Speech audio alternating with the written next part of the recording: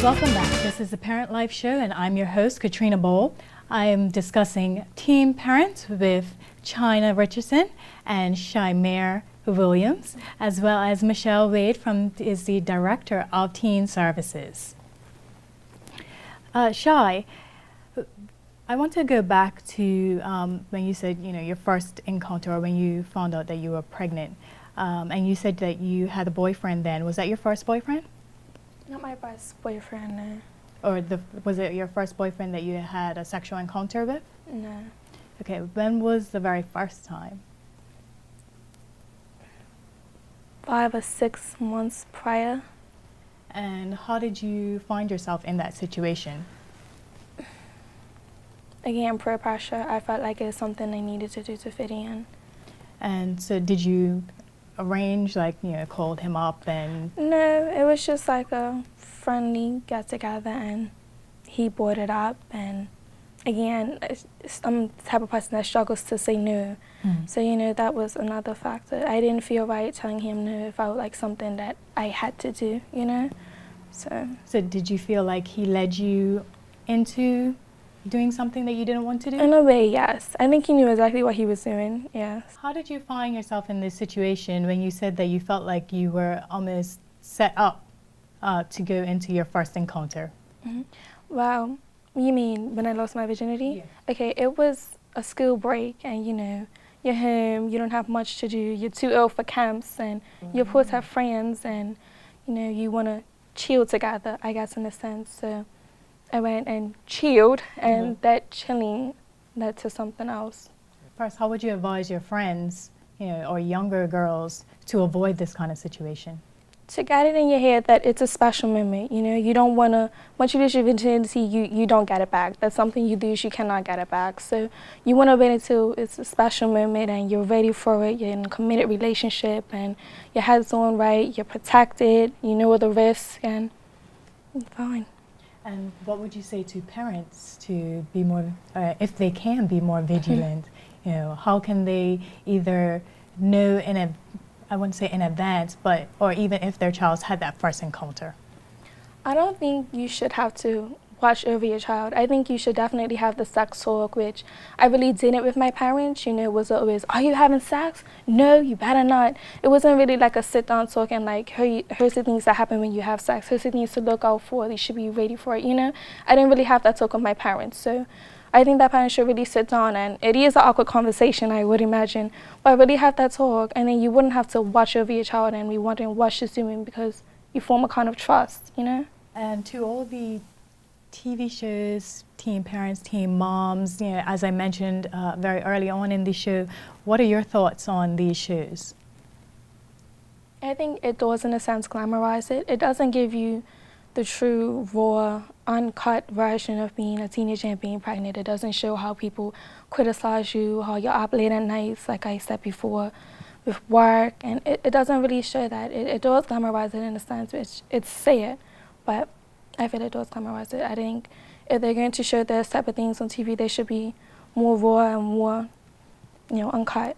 Do you think that alcohol or any sort of drugs may have been involved, and do you think that that may have altered your decision-making towards having sex? I was a rebel child.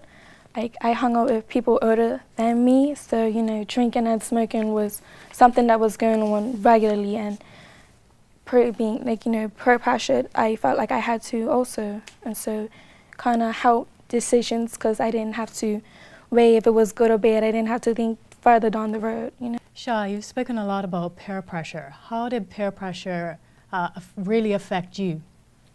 Well, as a teenager, my mother was working 2 jobs, so I kind of lost the connection I had with her slowly. I didn't have that person to go and connect with. When I got home from school, I didn't really have the talks, and my father was off with his other family playing house. So, I relied heavily on my friends, and they became like a support system, and what they did, I felt I needed to do, not only to fit in, but it became kind of like a family there with my friends, They showed me many things, along with the bad things, but yeah. And along with those, I guess, bad things, is that when you ended up losing your virginity? it led to that. It seemed cool, it seemed fun, you know, the things that you do with your friends, like drinking and smoking, which at that age you shouldn't be doing, but even the risk, it was like a thrill for me. It's like, I know I shouldn't, but it's fun, I'm doing it anyways. It became almost addictive, but... Looking back, how would you have said no? Could you have said no? Could I have said no? I don't think I could have. You know, even now, I don't think I could have gone back and had a different mindset. But you know, it made me become the person I am now. The progression is a real thing. It really is, because a lot of people are being pressured into the things that they don't want to do, and they don't have somebody there to tell you, you know, this is wrong. Like, you know, what you're doing is wrong, and it's not going to work out for the long run. It may seem fun now, but it's not going to take you anywhere. Like, you know, you have these friends who give you this advice, but your age, what they haven't seen life for what it really is. So, you know. Shai, you've definitely spoken very maturely. And I want to say I am very proud of you and China as well. And we are going to finish up, ask our last question to Michelle. And I just want you to just share with us the services of Teen Services, how either parents or young girls can get in touch with the services. Teen Services, we're still operating. We are located number 4 Happy Valley Road, right next to Fort Hamilton. We do provide community prevention outreach services to individuals, as well as we are available to speak at the schools and to church groups, community groups, youth groups. We do have services in Cedar Bridge, Barkley, and Dalwood Middle School. And like I said, we're open to go to any school to speak to young people about at-risk behaviors and prevention, and how to cope and how to refuse being pressured. We also have a residence for young mothers that have found themselves homeless, and we run that program for 8 families, and right now we have 6 families, so we're almost full, and so that's 13 people in our residence. And as you know, earlier we mentioned the Outstanding Teen Awards with both China and Shaimir were nominated for both of them, I think, for Perseverance. Yes. For Perseverance. So we're very busy. We've been a supportive agency for over 40-something years, 45, 46 years, and so we're not glamorizing teen pregnancy either. We are trying to help people have a second chance in their life so that they can go on and be better people in the community, and it's an investment. You know, it doesn't look like it at the beginning, but when you hear these 2 young ladies talking, saying that, you know, they want to make something of their life, then it's an investment so that they can be somebody and their children can be somebody. Everybody takes a tough road at some point in their life. And so if we look at it that way, then we will have a better community instead of all the negative thoughts and stuff. We're not glamorizing it, we're just saying give people a chance to move in a different direction.